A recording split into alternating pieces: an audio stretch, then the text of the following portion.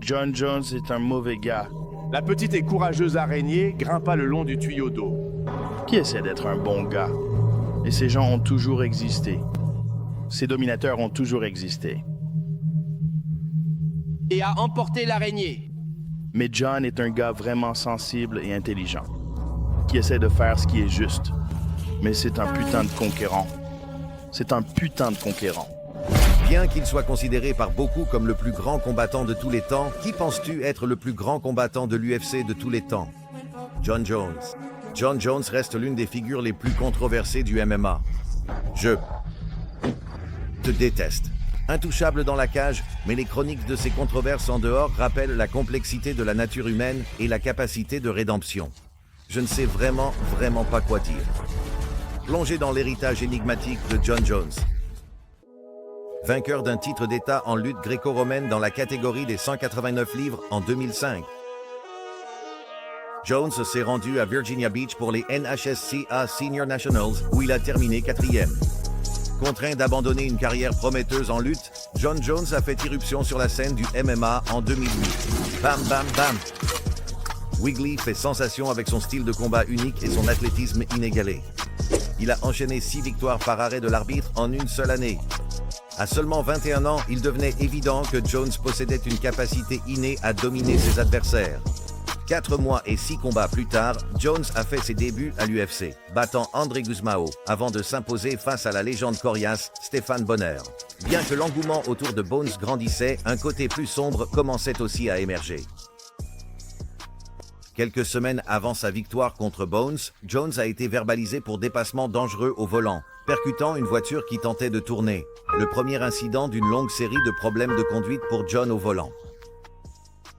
Heureusement pour Jones, le destin allait jouer en sa faveur lorsqu'il se retrouverait pris dans son prochain tourbillon de controverses. John subit la première et unique défaite officielle de sa carrière après avoir été disqualifié pour avoir utilisé des coudes illégaux en 12-6 pour finir Matt Hamill, ce que la communauté MMA a considéré comme une injustice envers JBJ. Mais ça ne change rien que John te frappe avec un coude vers le bas, comme celui pour lequel il a été disqualifié contre Matt Hamill, ou avec un coude latéral. Il est juste en train de t'écraser. 3 victoires rapides allaient cependant permettre à Jones de se battre pour un titre mondial moins d'1 an après ses débuts. Dis-moi ce que tu ressens en ce moment. Allons-y. Il affronte alors l'icône de Pride, Shogun Rua. Minable. Bon Jones. Minable. C'est le plus jeune champion de l'histoire de l'UFC. Déjà adulé par les fans pour sa performance incroyable. Une histoire révélant que John avait aidé à empêcher un vol le matin de son combat pour le titre ne ferait qu'ajouter à la réputation mythique du combattant. Je saute sur le dos du gars et il commence à parler espagnol. Et là je me dis, tu parles pas espagnol? Malheureusement, les ennuis semblent toujours trouver Bone en 2011.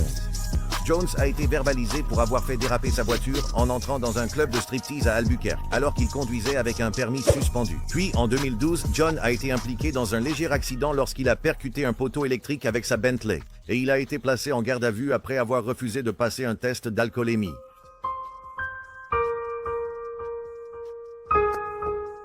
Les amateurs du sport étaient partagés à propos de Jones. Il était impossible de nier son talent dans la cage. Néanmoins, sa personnalité de gentil garçon semblait contredire sa vie privée imprudente, ce qui a poussé beaucoup à l'accuser d'être faux et malhonnête sur sa véritable nature. Tu l'as traité de faux. Citation, oui, faux. Le seul problème avec John Jones, c'est qu'il est juste faux. Je veux dire Mexican Jamie. Tout le monde sait qui est John et je pense qu'il est hypocrite. Comment Jones réagirait-il? Donne-nous ton avis là-dessus. J'entends dire que je suis hypocrite depuis tellement d'années. C'est comme, ok, et alors si je suis hypocrite, je gagne des combats. Allez bébé! Pour être juste envers John, c'est exactement ce qu'il a fait, défendant sa ceinture 7 fois contre des adversaires redoutables, dont Gustafsson. 30 secondes, 10 secondes dans le round. Tu m'achètes! Sonnen. Jones veut le mettre au sol. Jones complètement sur lui dès le premier round. En danger, en danger! Machida. En danger, et c'est terminé. C'est terminé! Et Belfort. John Jones est toujours le champion de l'UFC. Faisons un bond en avant jusqu'en 2014, où Jones est programmé pour défendre sa ceinture contre le futur champion du monde dans 2 catégories et ancien capitaine olympique de lutte Daniel D.C. Cormier, dans une montée en tension intense avant ce combat.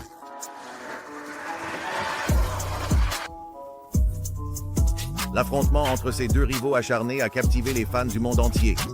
Daniel Cormier, John Jones pour la ceinture des mi-lourds. Jones a utilisé son allonge, son avantage et sa précision en frappe pour obtenir une victoire par décision unanime, défendant avec succès son titre. Je n'aime pas d'ici. Cependant, il allait faire face à d'autres amendes de la part de l'UFC après avoir été testé positif à la cocaïne avant le combat contre Cormier. Je t'ai battu après un week-end de cocaïne. Et de prostituées. Ça, attends. Je pensais que la première fois, c'était la première fois que tu prenais de la cocaïne. Cette manière joviale et espiègle avec laquelle Jones affrontait ses déboires allait bientôt prendre fin. La star de l'UFC, John Jones, s'est rendu à la police après avoir fui un accident où il a percuté une voiture, blessant une femme enceinte. Il est libre sous caution, mais il pourrait faire face à des accusations graves. L'UFC a rapidement retiré à Jones son titre tant convoité, le plongeant dans les profondeurs de l'incertitude. Bien qu'il ait échappé de justesse à l'incarcération, il a été condamné à jusqu'à 18 mois de probation surveillée, qu'il violerait quelques mois plus tard après avoir été accusé de course de rue. Je n'ai pas fait de course avec la Cadillac. En 2016, Jones est revenu à la compétition, battant Owens St. On se fait mettre au sol. Owens a un énorme avantage dans ce round. Et remportant au passage le titre intérimaire. Je ne pense pas vouloir cette ceinture. Ce n'est pas la vraie ceinture. Je veux récupérer ma véritable ceinture. Cela a préparé un combat revanche contre le champion en titre et rival Daniel Cormier lors du monumental UFC 200. Tu es de retour, Junkie? Je suis de retour. Est-ce moi le plus grand et le plus nul des losers que tu aies jamais rencontré? Ouais, je n'ai jamais vu un aussi grand loser que toi. Attends, je pensais ça aussi. Je vais détruire DC. Je suis prêt à mourir pour te battre.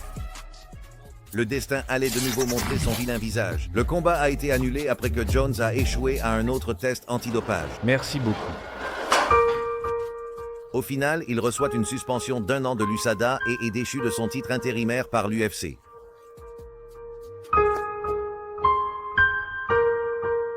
Après sa période de suspension et de controverse, Jones est revenu affronter Cormier en juillet. 2017. C'est pour la mort de John Jones pour la première fois depuis des années. Le combat s'est terminé par un coup de pied à la tête qui a mis KO son adversaire.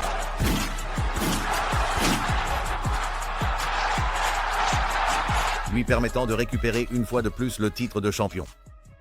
Comme on pouvait s'y attendre, c'était trop beau pour être vrai pour Jones, car du Tchernobyl a été détecté dans son organisme peu après le combat.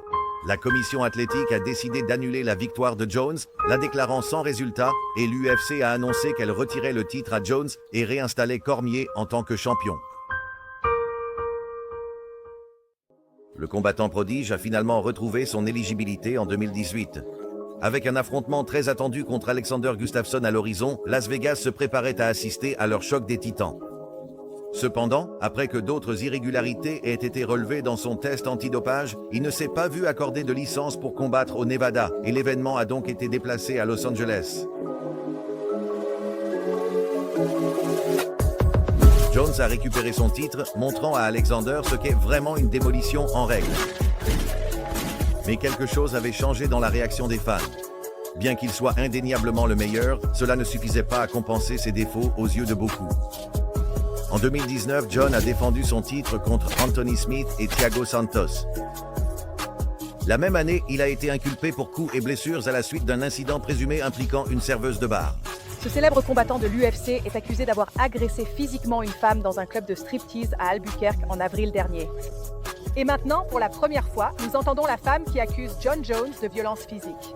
En 2020, John a vaincu la nouvelle génération de combattants en battant Dominic Reyes. Nous avons également vu Jones arrêté après qu'un policier ait entendu un coup de feu. Et, après enquête, il a observé Jones en état d'ivresse au volant d'une Jeep. Ah, le voilà, le pistolet.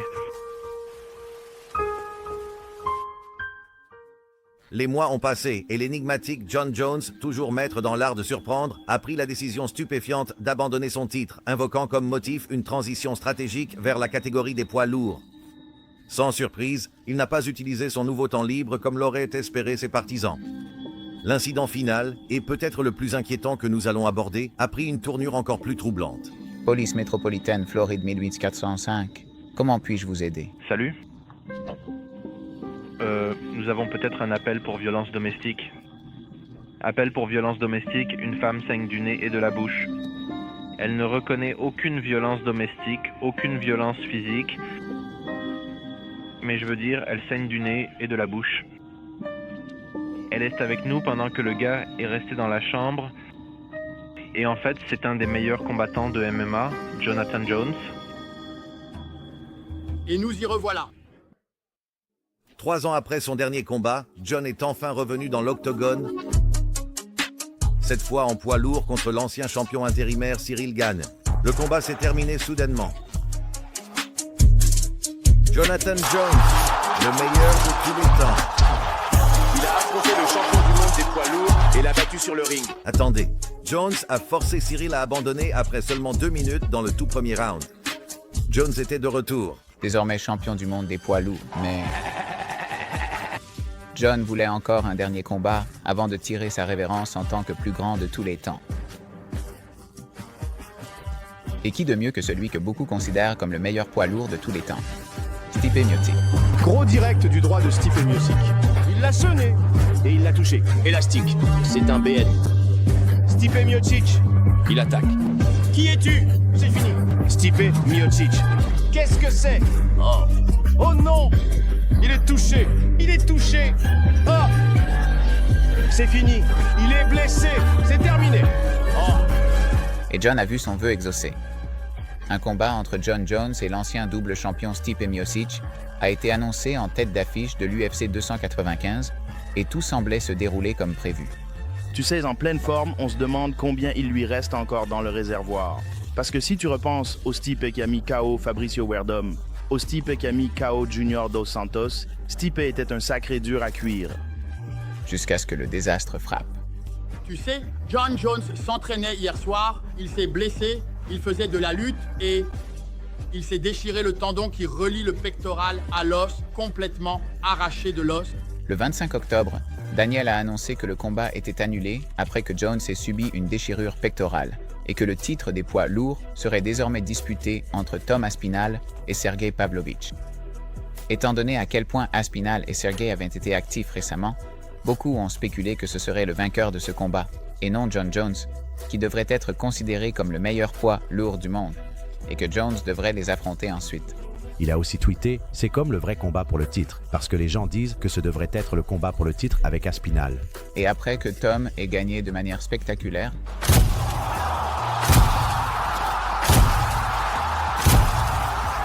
il tenait à le rappeler à Jon. Il n'a pas fallu longtemps pour que cela frustre Jones. Mais pour être juste, il n'a pas tout à fait tort. Il fait remarquer qu'il y a eu un certain nombre de types qui ont été ceux dont on disait « Oh, c'est lui qui va battre Jon Jones, ce genre de gars. Oh, ça va être Gustafsson. Oh, ça va être Cormier. Oh, ça va être Bader. Oh, ça va être Shogun. Oh, ça va être Machida. Oh, on peut continuer la liste. » Et la querelle en ligne a continué de s'envenimer. Quand les deux se sont rencontrés en personne, Jones a même refusé de faire un face-à-face avec Tom, après que Stipe ait refusé un combat contre Aspinall. Ils sont jeunes et affamés. Je veux dire, oui, on en arrivera à ce rôle quand il le faudra, mais je veux Jon Jones. Il s'est déconnecté de Twitter et a semblé abandonner complètement ce rêve, se concentrant désormais sur la construction de sa propre légende et laissant à Jon les honneurs de sa retraite. Jon Jones est une légende. Je respecte ce qu'il a accompli dans l'octogone. Mais en ce moment, il est plutôt hors de propos par rapport à ce que je fais.